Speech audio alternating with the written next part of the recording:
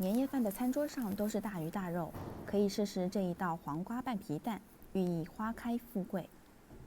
准备1根黄瓜，用水冲洗干净，去掉两头，再用削皮刀削成长长的薄片。将削好的黄瓜片放在盐水中浸泡一会儿。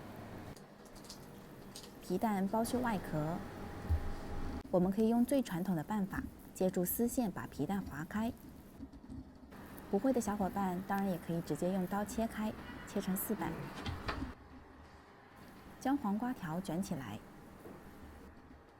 摆在盘子的正中间。黄瓜的旁边围上1圈皮蛋，整体看上去就像一个绽放的花朵。小米辣切成圈圈，大蒜切成碎末，在每一个皮蛋和黄瓜卷上面放置1个辣椒圈。准备1个空碗，调1个酱料，加入生抽、盐、糖，搅拌均匀。起锅烧油，油热后将大蒜末放进去炒出香味，然后将准备好的酱汁一并倒进去，熬至浓稠。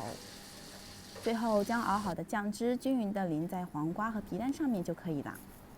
这样一道开胃的凉菜就完成了，年夜饭快安排起来吧！